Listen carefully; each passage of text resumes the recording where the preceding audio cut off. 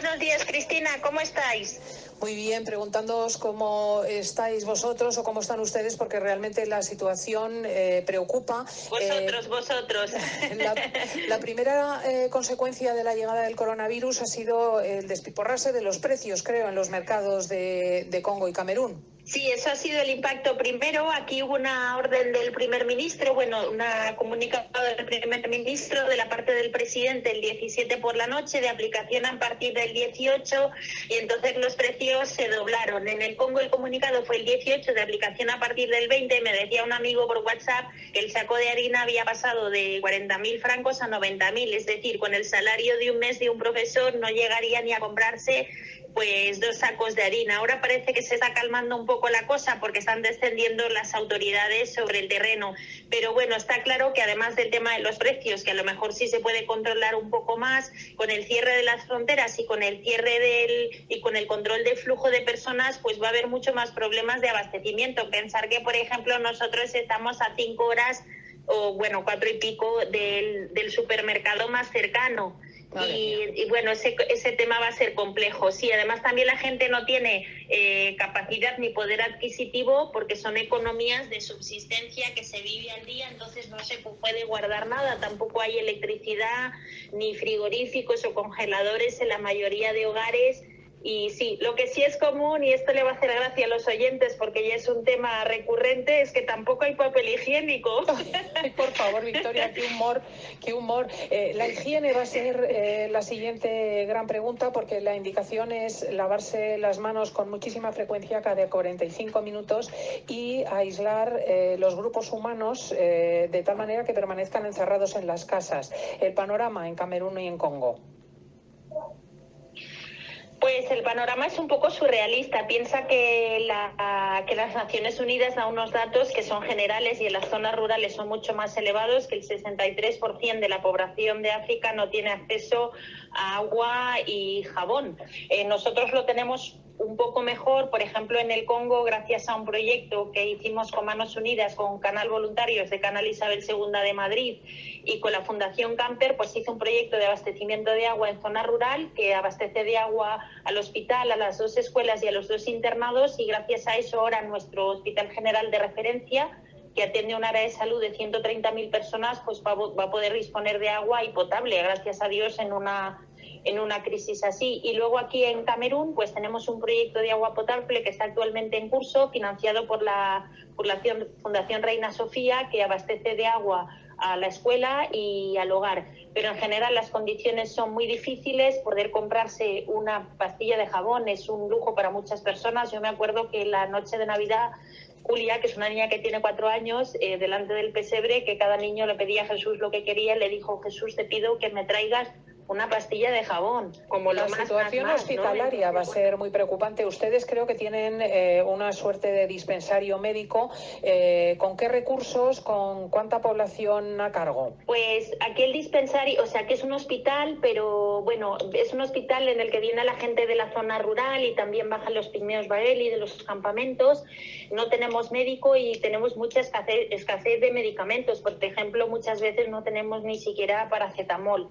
En otros lugares, como por ejemplo en Congo, donde yo he estado 10 años, en el Hospital General de Referencia, pues sí que hay a lo mejor un poquito más de abastecimiento de medicamentos, pero con medios muy rudimentarios. Tema, por ejemplo, de problemas respiratorios, que no hay los aparatos adecuados. Aquí, por ejemplo, no tenemos ni siquiera electricidad. Aquí lo más fácil y lo único que podemos hacer es prevenir, es decir, aislar, el aislamiento, porque si llega esto es difícilmente contenible, por no decir imposible. Hay una circunstancia bien peculiar, y es que los pigmeos entre los que usted vive parece que tienen mayor capacidad de supervivencia y menos dependencia de los mercados. Explíquenos esto, que es verdaderamente curioso. Bueno, aquí es verdad, los pigmeos Baeli, que además son, quedan unos 3.000 en el mundo, y viven todos prácticamente en la zona de la selva del sur de Camerún. ellos los pigmeos durante años, cientos de años, han vivido en el interior de la selva, se alimentan, son poblaciones seminómadas que se alimentan de la caza, de la pesca, de la recogida de frutos.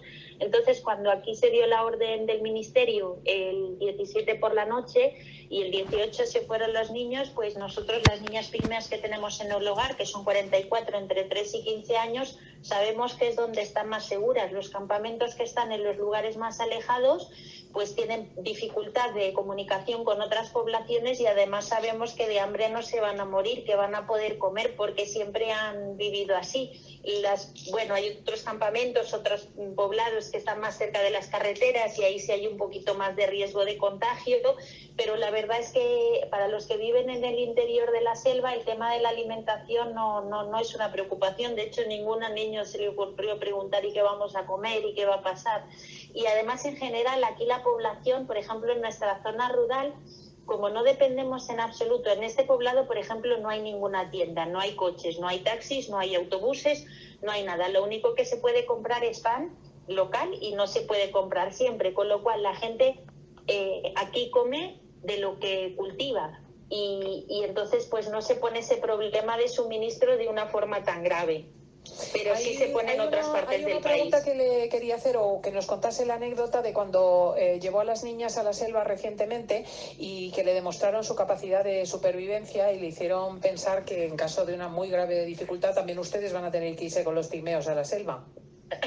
Bueno, yo creo que es donde estaríamos mejor. Nosotros vamos todos los sábados a cortar leña seca y a recoger cosas de la selva, y estando allí, pues aquí se cazan las ratas, se cazan con trampas. Entonces vieron el agujero de una rata y me dicen, hermana, ven que vamos a coger la rata, tal. Es decir, siempre y estuvimos, pues nada, luego también para la caza de la víbora, que no pudimos porque se dejó la piel y la víbora siguió para adentro. Pero vamos, que estamos hablando de niñas que no tienen más de 15 años y algunas bien pequeñitas y que se desenvuelven perfectamente bien. Bueno, pues solo podemos desear de verdad que estos países con esta tan precaria infraestructura puedan hacer frente al enorme número de muertes que está suponiendo el coronavirus, fíjese, en Europa. Y ustedes, pues no lo sé qué pueden hacer las hermanas de Pureza de María, porque realmente tienen pocos recursos a disposición. Sí, aquí es difícil. Nosotros, pues de momento, pues creo que hay que seguir las indicaciones de los gobiernos, aislarnos en la medida que lo es posible. En nuestra zona rural, pues es más fácil seguir todas las indicaciones. Y bueno, y en última instancia, pues pase lo que pase, que esperemos que no llegue lo peor, aunque los casos van aumentando, pues nosotros estamos aquí para acompañar a la gente. Es nuestro pueblo, es nuestra vida y no nos vamos a marchar. Es cuando la gente nos necesita más, pero bueno, toda esa labor de sensibilización, de higiene que se puede hacer. Y luego, desde que empezó la crisis también, pues tenemos una hora de adoración al día en la que llevamos a todo el mundo y especialmente pues cómo no, al pueblo español y a Madrid, que es una ciudad especialmente tocada, y que además que estamos, yo lo quiero decir desde la COPE, que estamos muy, muy, muy agradecidos a la población de Madrid, porque gracias a Canal Isabel II de Madrid, pues ahora tenemos agua para 130.000 personas, que en una situación tan difícil pues va a suponer un cambio muy grande, y gracias a la Fundación Reina Sofía pues vamos a tener agua aquí también en... Hemos perdido esa comunicación, pero le mando un abrazo muy fuerte a Victoria Braqueais, a todas las hermanas de Pureza de María en Camerún, en Congo, en el resto de las poblaciones. Muchísimas gracias.